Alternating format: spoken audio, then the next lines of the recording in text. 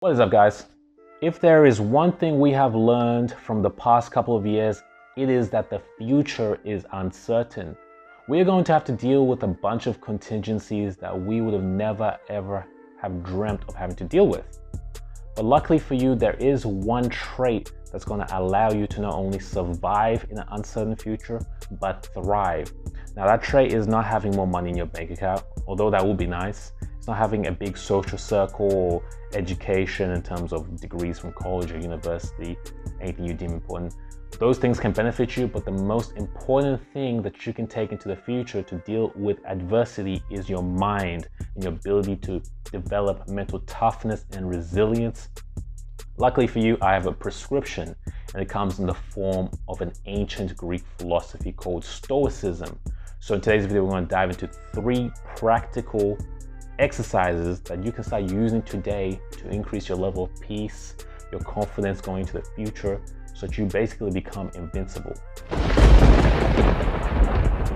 So my name is Isaac, and I help people live and die well through first mastering their minds. In today's video, we're going to discuss 3 exercises. The first one being something called Fantasia Kataleptiki. Okay, I probably butchered that. It's in Greek, but what it means is objective representation. Now let's take a look at what the ancient historian Diogenes had to say about this. The cognitive, which the Stoics say is the criterion of things, is that which arises from what is and is stamped and impressed exactly in accordance with what is. So what the hell is this guy talking about? What he is saying here is objective representation is representing something in its bare essence without adding value judgment. So we have a blue pillow here, or a blue cushion, and we say that's a blue cushion. We don't say that's a ugly blue cushion, or that's a depressing blue cushion, or this blue cushion makes me sad. It's just a blue cushion. And what we tend to do as human beings is we like to add adjectives. We like to add value judgments, these words that add extra meaning to whatever situation might arise. So the man who loses his job, it's not just him losing his job, it ends up being the worst day of his life. He ends up saying things like, I am going to be on the streets because of this. This is terrible. I can't believe this. I'm depressed. All these words add extra layers of meaning to what you're experiencing. What you have to understand is words are powerful. Words are incredibly powerful. They are basically exactly the same as thoughts. They're just thoughts that have been verbalized. So when you say particular words, you start thinking those things. And when you think those things, you tend to have the emotions associated with them. I'll give you a quick example of this. The other day, I had a chicken wrap with some chili mayonnaise on it, and it turns out that chili mayonnaise is not very good for my stomach, so I had to run to the toilet. I was having these terrible cramps, and I felt like someone was pulling my organs and twisting things, you know. It just felt really bad. And I was saying to myself, oh, this is killing me. Oh, this is terrible. Oh, I can't believe I'm gonna die today. You know, I was using these very, these huge exaggerations, this hyperbole type of speaking. And then I remembered the teachings from the ancient Stoics. I took a step back and decided to use some mindfulness to pay attention to the sensation, to stop saying these words that weren't actually true and just say what was happening. And I said to myself, okay, I have some discomfort in my stomach, which is what it was at the bare essence. Or even breaking it down further than that, I have unfamiliar sensations in my stomach.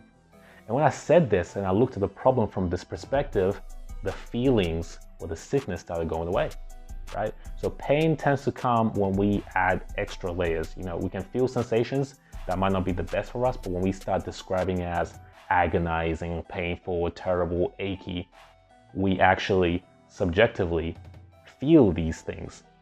So be very careful with your words. This is a constant theme through Stoic philosophy. You know, when a Stoic is thrown into a prison cell, he's not saying, oh my God, this is the worst day of my life. He is completely content and saying, okay, I am in prison. When a Stoic loses his job, I have lost my job. When a Stoic is feeling unwell, my stomach is upset. You know, you don't have to add this extra meaning because it just makes things worse. Okay, the next Stoic exercise is what is commonly known as the evening routine. And this one was popularized by Seneca as well as Marcus Aurelius. So here is a quote from the Stoic Seneca. "I make use of this opportunity, daily pleading my case in my own court. When the light has been taken away and my wife has fallen silent, aware as she is of my habit, I examine my entire day, going through what I have done and said. I conceal nothing from myself. I pass nothing by.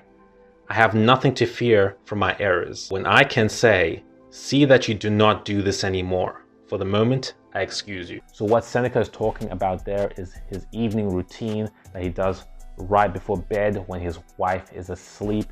He reflects upon his whole day from the morning to the evening. He looks at the things that he did right, the places where he excelled, and he looks at the things where he could have done a better job. Perhaps he lost his temper at a servant. Perhaps he was lazy and didn't fulfill his end of the bargain in a business deal that he had with another Roman businessman. It doesn't matter. You can take this idea to our present day, looking at your life and seeing what can be improved. How can you get better? And doing this allows you to get 1% better every single day, right? You don't have to conceal anything from you. This is your personal exercise. You know, humans, we tend to have this ego. We want to look like we're the best and that we have no faults. So when we're talking to other people, that really comes out. We are afraid of sharing our faults. But when it comes to yourself, you can be honest and examine everything you did, examine your hidden intentions so that you can improve upon them every single day. So a few questions you could ask yourself when you're doing the evening routine, when you're reflecting on your day are, what obstacles did I overcome today? What am I grateful for? What needs work? And what intention do I have for tomorrow? So doing this type of exercise is what I like to call living deliberately. It's living with intent. And when you live with intent and you're reflecting on what you've done and you're planning for the next day, your subconscious mind is a lot more active and can help you and assist you in whatever you're trying to do. Most people live like animals. There's no planning. They're getting moved left and right with the wind. There's no higher perspective on what they're doing. So when you're doing the Stoic evening routine, you get to have that higher perspective and see your life from a different angle, a different vantage point. You get to see how you performed and kind of coach yourself. And that's very powerful, very necessary for creating amazing results during uncertain times when other people are falling off. You need that discipline. The third Stoic exercise is called voluntary discomfort. Voluntary discomfort is a very potent Stoic exercise that requests that you deprive yourself from some of the comforts that you're used to having. And the reason you're doing this is to prepare yourself for battle. There's a very famous quote that is, "Sweat in training to avoid bleeding in battle." So you're preparing for the worst before things really hit the fan. So Seneca, who was actually quite wealthy, he had lots of money, every now and then would go for prolonged fasts. He would also wear a rough dress, so things that are not really becoming of someone as wealthy as him. Maybe he'll go out in the cold, not wearing something warm, just to build up that resilience, that mental muscle, so that if there ever was a situation where he would have to go through those things, he wouldn't really worry. He's already been here before. So a lot of people falsely assume that voluntary discomfort is a form of self-punishment. And that is not true. You don't want to just do things that are hard or even harmful towards you because there is no benefit in that. You're not going to walk on hot coals just for the fun of it as a form of voluntary discomfort. That's just stupid and you can injure yourself. What you want to do is be very selective of the things you choose to do and to choose things that actually have some sort of benefit or that could potentially happen to you. So to give you an example, when I coach entrepreneurs, one of the things that I get them to do is to learn to live on less money than they have, so below their means. So they might be used to having steak dinners, they might be used to having, you know, lavish restaurant gatherings with their friends. But what I tell them to do is to have tuna, you know, maybe tuna, some broccoli, some really boring, basic, cheap food that you can buy, basic oats and this type of thing. And this is not so that they save money, it's to remove the fear they have of going bust. Entrepreneurs, when they want to make their businesses, one of the biggest limiting beliefs they have is this idea of going backwards, this idea of becoming poor, this idea of becoming bankrupt, this idea of not having money.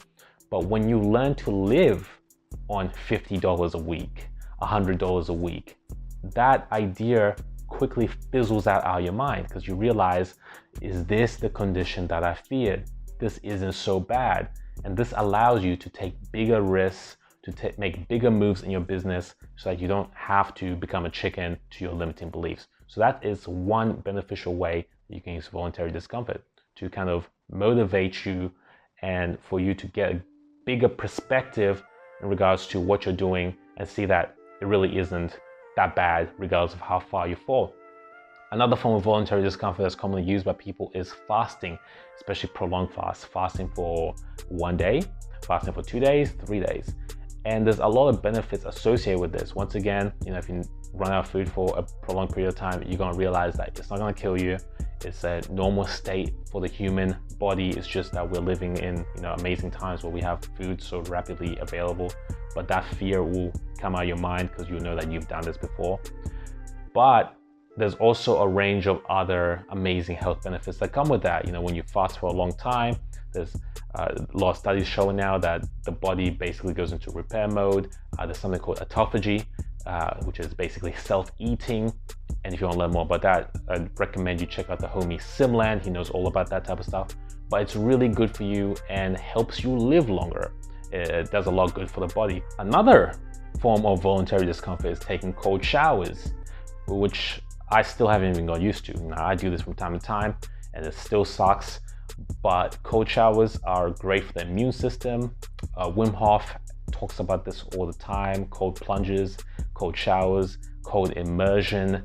All this is really good for the immune system, and that's a form of voluntary discomfort because if you're ever out in the wild and you don't have a jacket or something, you're going to be good. Your body is going to be adapted to that type of situation and you're just going to reap the benefits of that. So as you can see, a lot of these forms of voluntary discomfort have a secondary benefit that also helps you.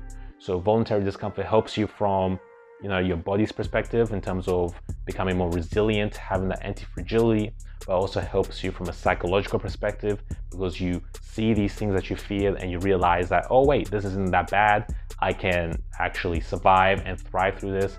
And it also helps you from a point of gratitude. You think to yourself, okay, this isn't that bad, it still sucks.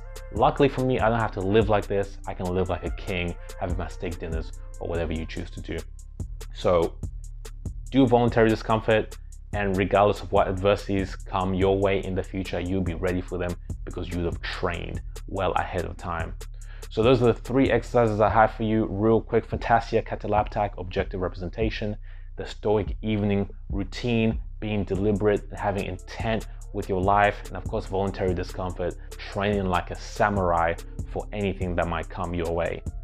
Do this and I promise you'll be one step closer to living and dying well. Thanks for watching the video. I appreciate you. If you haven't already, make sure you subscribe to the channel and click the bell notifications so we can see more of each other. Until next time.